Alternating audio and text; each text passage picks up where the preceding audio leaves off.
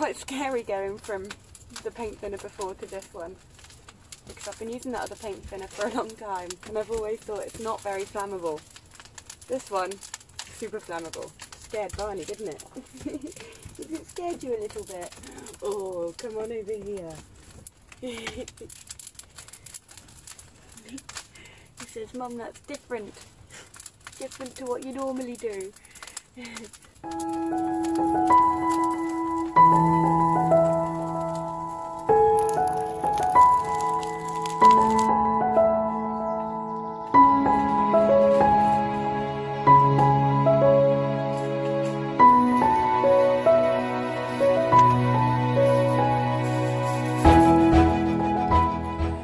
So the plan now is to take some of the soil from up at the top of my garden where all these pine trees are and lots of other trees that shed their leaves every year. So if I just take the tiniest little layer off of all of this, this will give me some soil that I can actually grow in. Look at how healthy that is. In comparison to my clay, that is just a dream. So I'm going to do that. There's a fair amount of wooded area I can do it around. So all those bits without grass, even the bits with grass to be fair, I can just take a couple of inches of and fill my planters.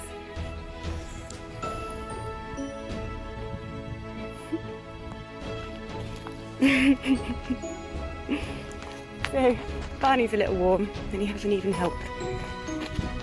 But I've just unloaded the first trailer of soil, composty, peat, sort of leaf rot you can find underneath the trees, and you can see it's barely touched it. Super thin layer that's covered just about a quarter.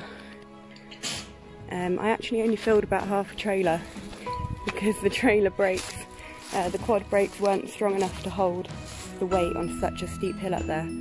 So it started to roll. I had to quickly jump on it and save the day. Luckily I'm quick. No damage done. So I reckon 7 more trips at least with half trailers, and it will start to look like an actual garden. Exciting.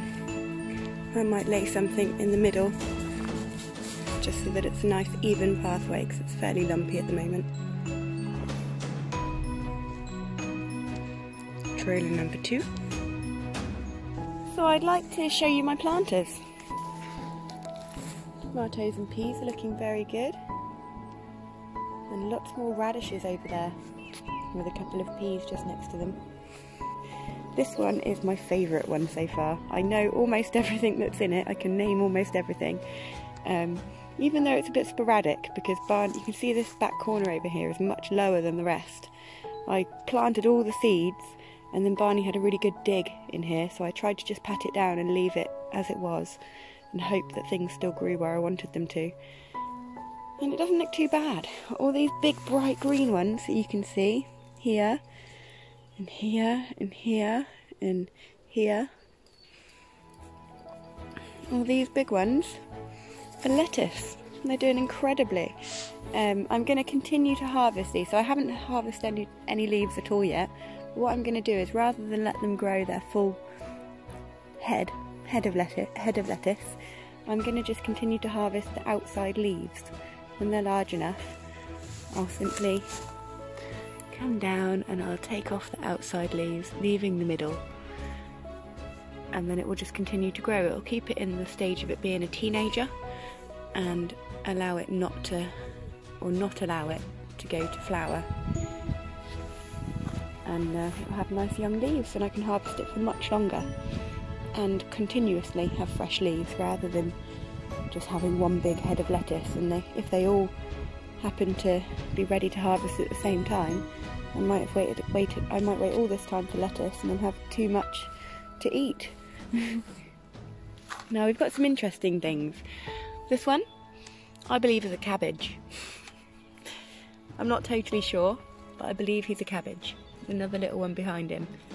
I'm going to eventually have a little rearrange in here, I think, because these guys are too close. I'll either have to kill the weakest one, that sounds horrible doesn't it, but take him out maybe try and replant him somewhere else,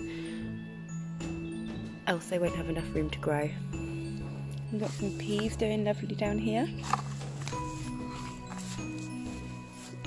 Now, I'm not sure what this is. I think it's pak choi.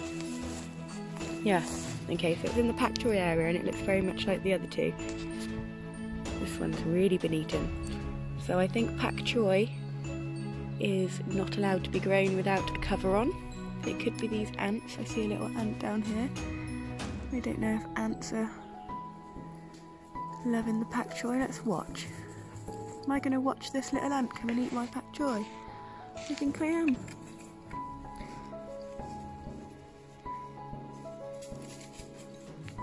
He's definitely loving that pak choi. So black ants could be my problem. Oh, little bastards. I'm not sure I'll be able to stop black ants even getting under a clutch. I'm not sure how you say it. So maybe pak choi isn't for me, unless I do it from hanging baskets. Here are some beans. I'm going to tie these onto the pole soon because so far they haven't found their way, but they haven't released any tendrils to do so, I don't think. So this bed is probably my favourite. But they're all very exciting. And I'll take you around here because I've moved some squash outside today for the first time. And I've popped them just in this planter that isn't being used at the moment, just to acclimatise because it's a really lovely day, really calm and wind and hot day. So I've brought them all out. They're all a bit awry because they're in my windowsill, which has a very small window, and I haven't been turning them every day, so they've all just crept to get the best sunlight. So you can see with this one here, he's gone along the ground and then spread his leaves right up like this. So if he was like this, he'd be a nice strong plant. I'm not entirely sure if when I transplant them I'm able to bury him up to where my fingers are, and maybe he'll form some extra roots because he has got some hairs on the stem. Let me see if I can focus. There we go, so you see those hairs on the stem. Normally that means if you bury them on the stem, those hairs will form roots and will only make the plant stronger. So that's what I'm hoping.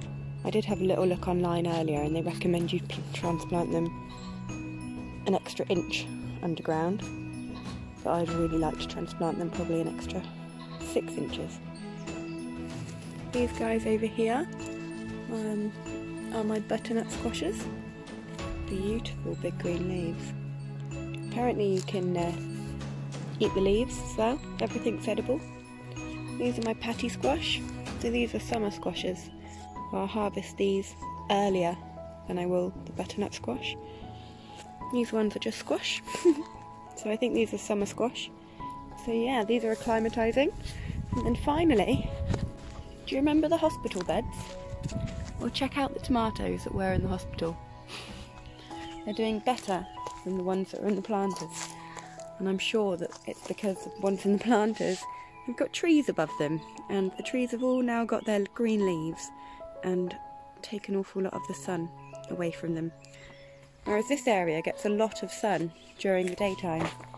So all the cauliflowers that were really dying and really struggling, they don't look incredible, but they're all lovely and green with big leaves. Some sweet corn. I did have many more. I think I had at least 12, maybe 16, but only 6 have survived because I moved them out of home the day before we had lots of really bad weather. So most of them, you'll see their sorry selves over here, most of them snapped on the first night. So we've abandoned those and we're just going with the other 6.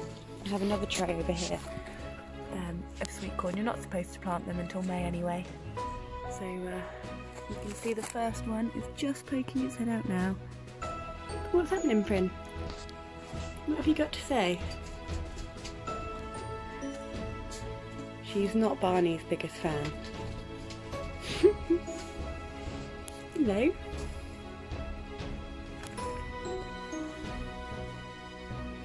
A little bit needy. Unhappy with him. And we tried him on high flow. My disgusting dog. Come here. Show everybody what you've done. Look at that. I can smell it from here. Absolutely all over him. Our first flower is just about to pop out.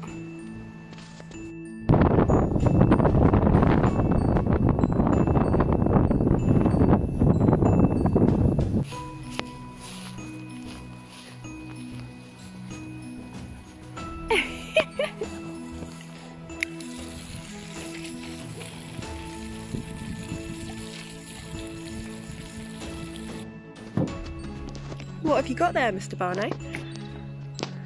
Don't look so pleased with yourself.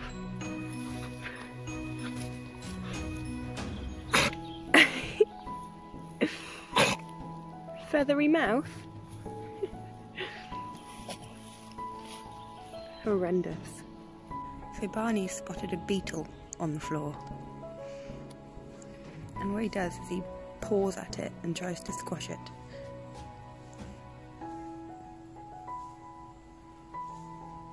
He's lost his beetle.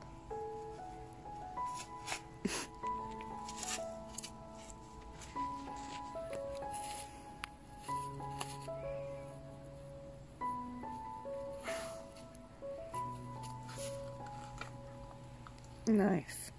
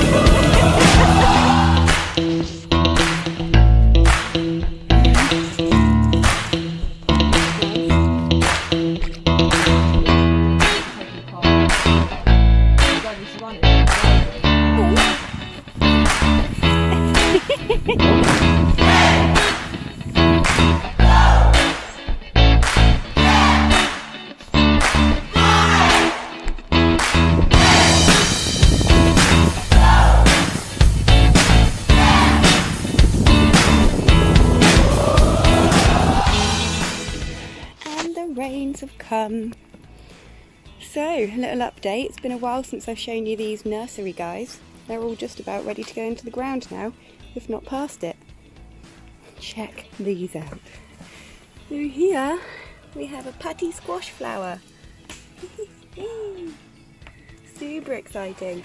And this one's also got a couple of other buds ready to go. I'm thinking about flowering. All the squashes are doing absolutely brilliantly. Really, really good. Tomato guys are looking good. Still no flowers on the tomatoes yet. Hey, look at this. This is the first time I've seen this. This little one here. So that, I believe, is a courgette.